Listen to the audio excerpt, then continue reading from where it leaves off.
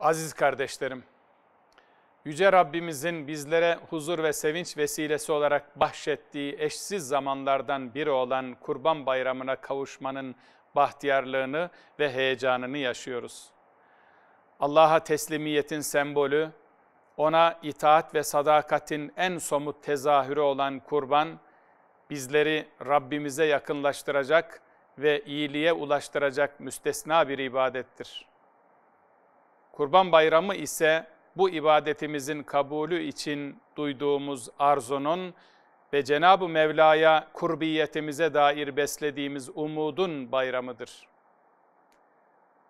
Sevgili kardeşlerim, bayramlar bizleri fıtratımızla buluşturarak ortak inanç, tarih ve medeniyet ekseninde birbirimize kenetlenmemizi sağlayan, kardeşliğimizi pekiştiren günlerdir. Birlik, beraberlik, paylaşma ve dayanışma duygularıyla hayatı huzur ve sekinet iklimine dönüştüren zamanlardır. Hiç şüphesiz bayramlar ancak bütün Müslümanlar için sevinç günü olduğunda ve sevinçler hep beraber yaşandığında gerçek anlamını bulacaktır. O zaman hüzünler azalacak ve gönüller sürur içinde muhabbetle dolacaktır. Bu itibarla idrak ettiğimiz Kurban Bayramı'nı birbirimizi hatırlamanın, kardeşlik ahdimizi yenilemenin, birlik ve beraberliğimizi pekiştirmenin bir imkanı olarak görmeliyiz. İnancımızın, kültürümüzün ve medeniyetimizin güzelliklerini, değerlerini ihya etmek için bu günleri fırsat bilmeliyiz.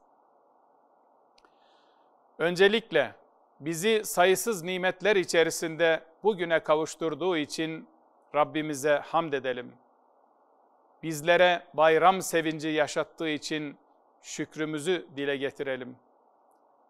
Ardından yüreğimizde yeşerttiğimiz bayram neşesini sözlerimizle ve davranışlarımızla görünür ve duyulur kılalım. Bayramı ailemizin ve özellikle çocuklarımızın zihinlerinde unutulmaz bir hatıraya dönüştürelim. Yolumuzu gözleyen, sesimizi özleyen, başta anne babalarımız olmak üzere aile büyüklerimizin, akrabalarımızın, dostlarımızın ve komşularımızın da bayram sevinci olalım. Bu vesileyle birbirimize olan sadakatimizi ve muhabbetimizi yeniden tesis edelim. Diğer yandan unutmayalım ki bizler dünyanın neresinde olursa olsun mazlum, mağdur, yetim, yoksul ve kimsesizlerin umudu olan bir milletiz. Açlık, hastalık, savaş, zulüm ve şiddet sarmalında bunalan ve bir yardım eli bekleyen bütün mazlum coğrafyaların kurtuluş muştusu medeniyet hafızamızdadır.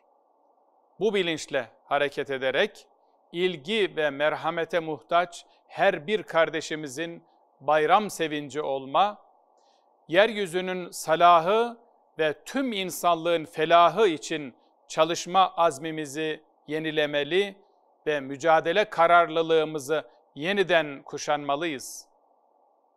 Bu duygu ve düşüncelerle aziz milletimizin, yurt dışında yaşayan vatandaş ve soydaşlarımızın ve bütün Müslüman kardeşlerimizin Kurban Bayramı'nı en kalbi duygularımla tebrik ediyorum. Huzur içinde yaşadığımız bu cennet vatanı bizlere emanet bırakan tüm şehitlerimizi rahmetle anıyor, idrak ettiğimiz bayramı insanlığın barış, huzur ve sevincine vesile kılmasını Cenab-ı Allah'tan niyaz ediyorum.